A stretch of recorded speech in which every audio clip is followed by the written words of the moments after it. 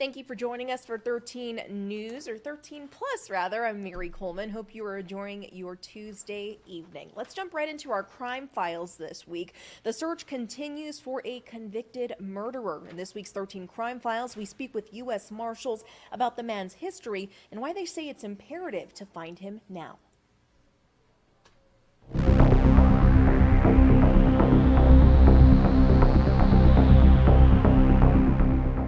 Back in 1990, Capaneer shot and killed a 24-year-old victim, I guess in what could be described as some anger over having been evicted 2 weeks prior from a residence here in Midtown. Although this home has since been remodeled, the grisly history remains after Peter Jaworski was shot dead.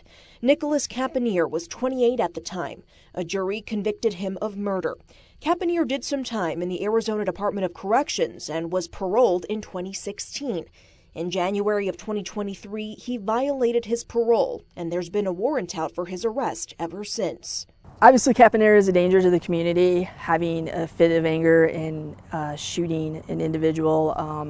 When Capaneer got to the residence that day in 1990 in April, he laid in wait, having obtained a firearm from an associate, and then he broke a window to get into the house and shot the victim point blank, and then took off. Nicholas Capaneer is 59 years old now and believed to be close by.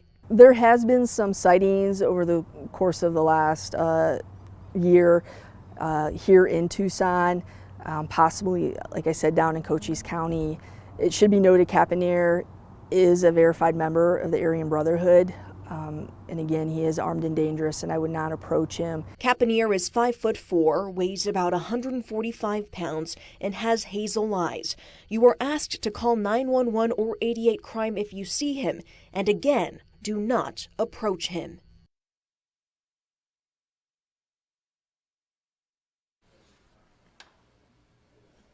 And in our second story for this evening, parents say the organization that helps set regulations for thousands of products, including baby items, is at odds with safety because industry insiders have just too much influence. National investigative reporter Lee Zerwick explains how one company is a founder at the helm of orchestrating standards, but also threatening to sue federal safety regulators over some recent warnings. Claire Rayfield was only 11 months old when she took her last breath, April 24, 2015, a day her mother will never forget. I get to the hospital and my stepdad and a social worker were waiting for me in the emergency room doors, and I just remember screaming, "Is she alive?" And the social worker kind of shook her head. Shayna Rayfield says her daughter died after being put down for a nap at her daycare.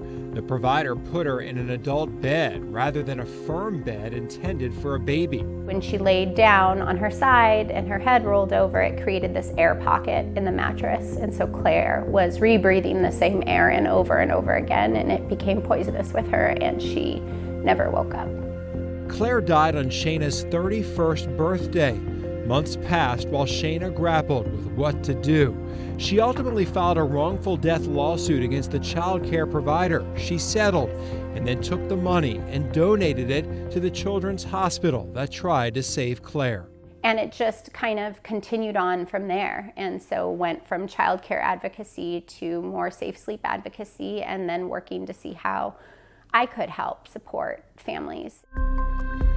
In her prevention effort, she got involved with ASTM International. It's an organization that helps set voluntary standards for all kinds of products we use every day: concrete, roofing, fabric, medical supplies, and since 1973, consumer products. That's when the Consumer Product Safety Commission, a federal government agency, asked ASTM to establish a specific consumer products committee. And under recent laws, the CPSC must use ASTM standards when enacting many regulations for toys and baby products. And if the ASTM changes safety standards, they automatically become CPSC rules, unless the commission intervenes quickly.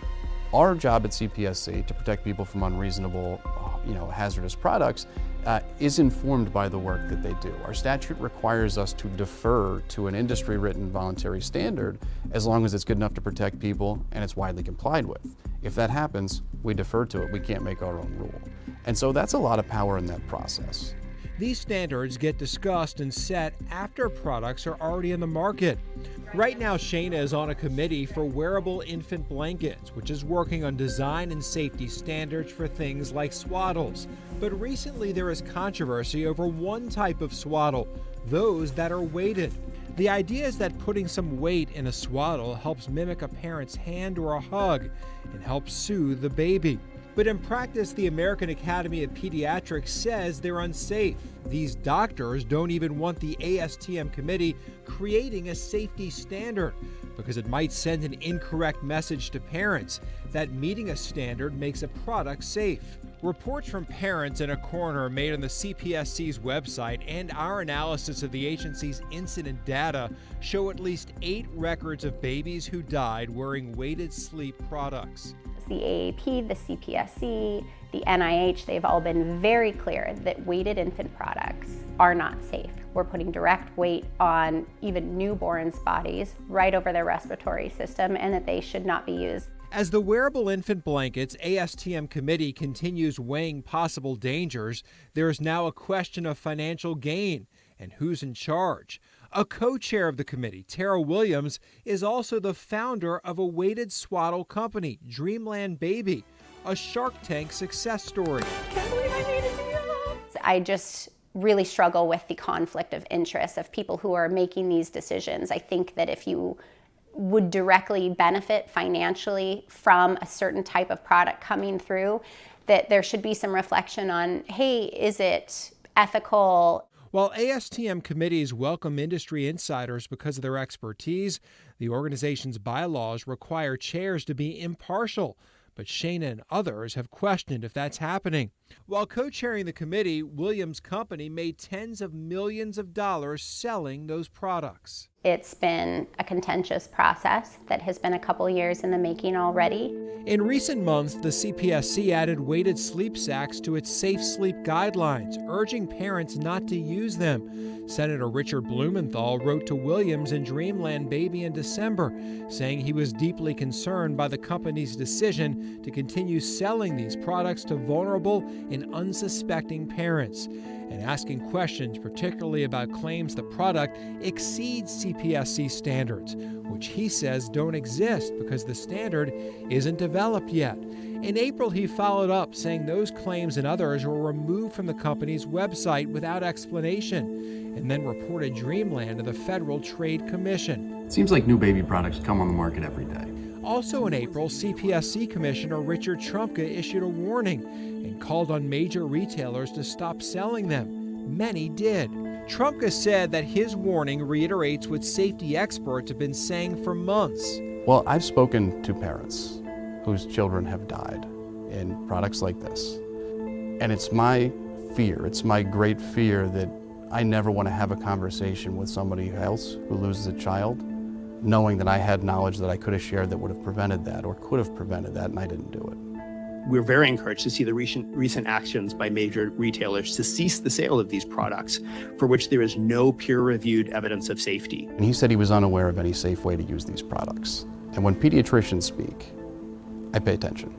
But just recently, the co-chair of the ASTM committee and founder of Dreamland said she plans to sue the CPSC and Commissioner Trumka, saying that product warning was disparaging and caused tremendous financial losses, and accuses the commissioner of violating a law called 6B, a statute that stops the CPSC from issuing recalls for or publicly naming specific products without manufacturer consent.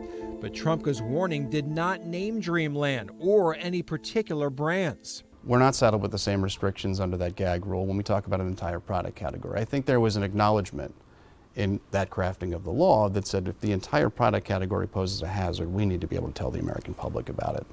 Tara Williams, public relations representative, said she was not available for an interview, but in a statement said Dreamland Baby proudly stands behind the safety and efficacy of its gently weighted sleep sacks, which have been on the market since 2019. During that time, we have sold over 1 million sleep sacks with no reported adverse events attributed to our gently weighted sleep solutions. But in late May, a new report of a baby dying in a Dreamland weighted sleep sack was made public just days after a meeting in which another industry member of the ASTM committee told the CPSC she's concerned with how the process is going. It is crucial to highlight that our standards should be rooted in scientific and technical merit, free from the influence of special interests. Unfortunately, this is not the case within our subcommittee and task groups. Well, my reaction to those were that they are very serious allegations. And so I think we should take them very seriously and make sure that they're properly evaluated. I think that ASTM or the Commission should do an investigation to see what's there and to act accordingly once we figure that out.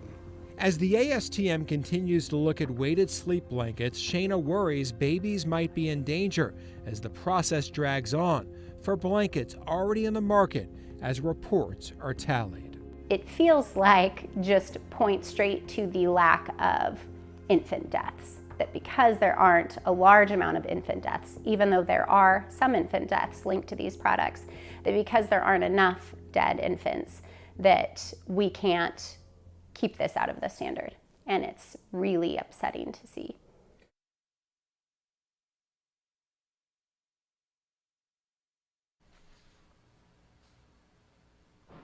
Well, the CEO of Dreamland disagrees with the agency, saying that weighted sleep products are unsafe, saying they lack specific peer-reviewed studies. We're going to leave you with a live look from our Mount Bigelow cam right now. You can see that haze out there. Unfortunately, as we know, wildfires have picked up all across our area, so I'm sure that has some sort of contribution to our air quality. But be sure to join us for 13 News Live at 10 for your weather forecast and all of your news headlines. Have a great night, and we'll see you tomorrow.